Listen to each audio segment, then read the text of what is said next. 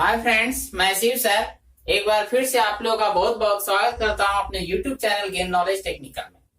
Friends, आज मैं आप लोगों के लिए ट्रेड थ्योरी फीडर में लेकर के आया हूं सेकंड चैप्टर, जिसका नाम है सुरक्षा एवं सुरक्षा सावधानियां। बहुत ही इंपॉर्टेंट चैप्टर है ये। जो है फिटर, वेल्डर और जो है रिलेटेड मैकेनिकल ब्रांच से जितने भी ट्रेड है उनके लिए बहुत ही इंपॉर्टेंट चैप्टर है। ये चैप्टर सेफ्टी का है। ये सेफ्टी का चैप्टर को सबको पढ़ना है और सबके लिए जानना अति ही आवश्यक है। तो चलिए फ्रेंड्स, आते हैं अपने टॉपिक पे। और टॉपिक पे आने से पहले मैं आप लोगों से आग्रह करता हूं कि अगर अभी तक आप लोगों ने हमारे यूट्यूब चैनल को सब्सक्राइब नहीं किया है तो जल्द से जल्द सब्सक्राइब करें और लाइक, शेयर, कमेंट करना ना भूलें। तो फ्रेंड्स, अपने टॉपिक पर आकर के और जानते हैं एक के बारे में। तो देखिए, मुख्य बिंदु जो आपके स्क्रीन पर दिखाई दे रहे हैं, इसमें लिखा है, पहला प्रश्न है कि सुरक्षा क्या है एवं कितने प्रकार के होते हैं। तो फ्रेंड्स देखिए, सुरक्षा एक माध्यम है। सुरक्षा क्या है? सुरक्षा एक माध्यम है जिसे अपनाकर हम स्वयं को सुरक्षित रख सकते हैं, अपने आसपास वाले को सुरक्षित रख सकते हैं और साथ ही साथ अपने देश को भी सुरक्षित रख सकते हैं। कैसे? तो देखिए, अगर हमारे साथ कोई हजार्ड्स होती है, कोई दुर्घटना होती है, तो उससे जो नुकसान होगा वह देश को नुकसान होगा, क्योंकि देश को इसकी क्षतिपूर्ति देनी होती है। ठीक है, इसलिए कहना यह है कि सुरक्षा एक माध्यम है जिसे अपनाकर आप स्वयं को, सबसे पहले स्वयं को सुरक्षित रख सकते हैं। किसी ने ठीक ही कहा है, जान है तो जहान है। अगर हम सुरक्षित हैं तो समझ लीजिए कि सब सुरक्षित है। हमारी जान ही अगर असुरक्षा में है तो समझ लीजिए कि इससे बड़ी जो है विडंबना कुछ नहीं हो सकती है। फ्रेंड्स, आप जानते हैं कि सुरक्षा होते कितने प्रकार के हो। तो देखिए, सुरक्षा आपको 3 प्रकार की अपनानी होगी। पहला जो है जिसको हम सेल्फ सेफ्टी कहते हैं, स्वयं की सुरक्षा।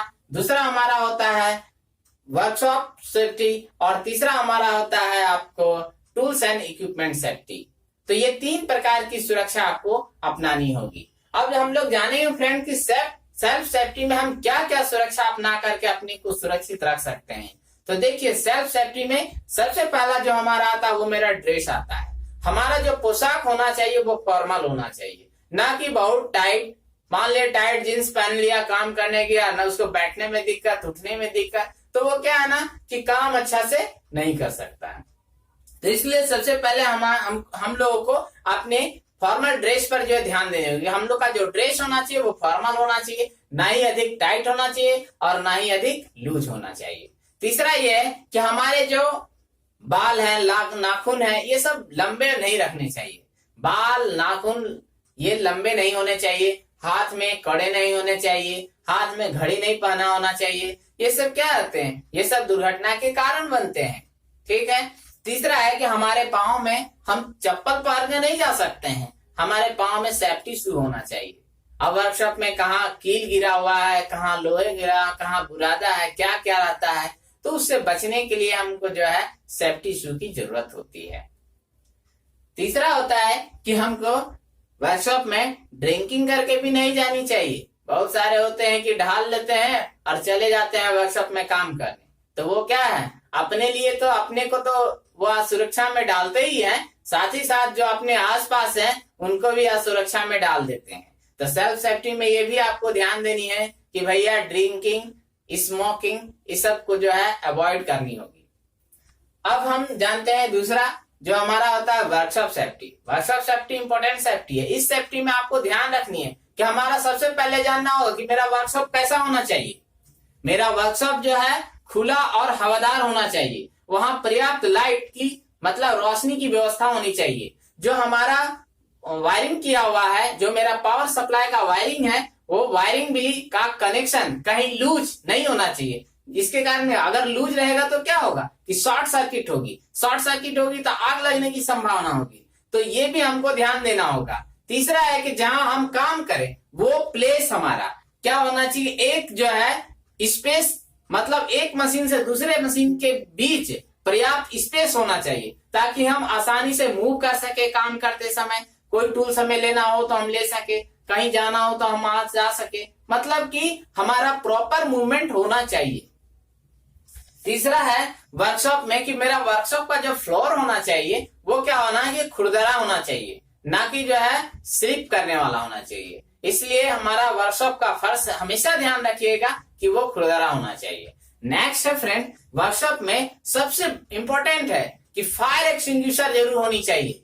फायर एक्सटिंग्विशर का काम है कि अगर आग लगती है तो हम उस पर काबू उसके माध्यम से पा सकते हैं। और दूसरा सबसे बड़ा महत्वपूर्ण ये है कि वर्कशॉप में फर्स्ट एड बॉक्स होनी चाहिए। अगर फर्स्ट एड बॉक्स नहीं है तो मान लीजिए कि छोटी मोटी कोई भी आपके साथ दुर्घटना होती है, अस्पताल जाने से पहले जो आप अपने आप को जो उपचार देंगे वो उपचार अगर नहीं मिला तो क्या होगा कि आपका हालत बहुत बिगड़ सकता है।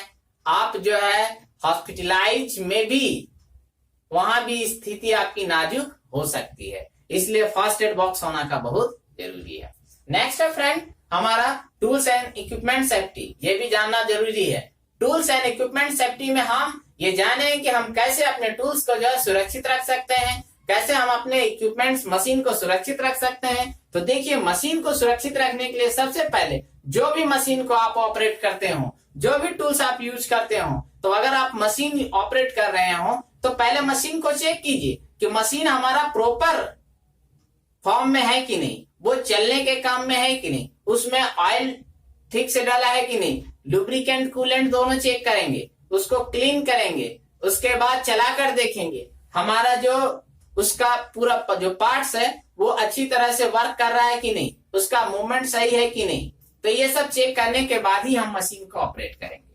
दूसरा है टूल्स, जो भी टूल्स हम यूज करेंगे। देखिए, वर्कशॉप में दो तरह के टूल्स यूज होते हैं। पहला जो हमारा था मेजरिंग टूल्स, मापक औजार, और दूसरा मेरा कटिंग टूल्स होता है। तो मेजरिंग टूल्स और कटिंग टूल्स को काम समाप्त होने के बाद दोनों को क्लीन कीजिए। क्लीन करने के बाद उस पर ऑयल का लेप लगाकर और दोनों को अलग अलग रखना चाहिए। ये ध्यान रखना है आपको, एक साथ नहीं रखना है। अगर एक साथ रखेंगे तो क्या होगा, एक साथ रखेंगे तो जो हमारा मेजरिंग टूल्स है उसकी एक्यूरेसी खराब हो जाएगी। इसलिए हमको जो है अलग अलग रखना है, ये ध्यान रखना है। अब हम लोग जानेंगे आगे जो मेरा दूसरा है कि दुर्घटना क्या है और इसके घटने के क्या कारण होते हैं। तो देखिए, ये बहुत ही जो है इंपॉर्टेंट है। अब एक्सीडेंट क्या होता है, मतलब अचानक घटने वाली घटना को हम दुर्घटना कहते हैं। कहने का मतलब कि ये अनप्लान्ड इवेंट होता है जो कभी भी किसी के साथ कहीं भी घट सकती है। इसकी कोई जो है मतलब कि समय, तारीख, जगह तय नहीं होती है। अब है कि क्या दुर्घटना होने के क्या कारण होते हैं, वर्कशॉप में आखिर वो क्या चीज है, कैसे दुर्घटना होती है। तो देखिए, उसके कारण होते हैं। सबसे पहला कारण होता है क्यूरियोसिटी, उत्सुकता। नए नए ट्रेनी जब वर्कशॉप में आते हैं तो देखते हैं कि अरे ये मशीन है, वो मशीन है, ये कैसे काम करता है, इसको चलाकर देखते हैं। जब आप उस मशीन के बारे में नहीं जानते हैं और अचानक चला देते हैं तो क्या होगा, आप तो दुर्घटना के शिकार होंगे ही। दूसरा होता है आपका ओवर कॉन्फिडेंस। बहुत सारे होते हैं, अरे ये तो मशीन हम आसानी से चला सकते हैं, अपने आप को समझते हैं कि हम स्किल्ड जो है टेक्नीशियन है।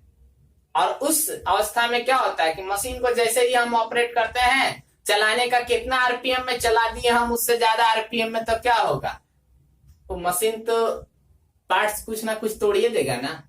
तो जब पार्ट्स तोड़ देगा तो आप क्या कीजिएगा, आपको भी तो तोड़ देगा, तो दुर्घटना का शिकार तो आप भी हो गए ना।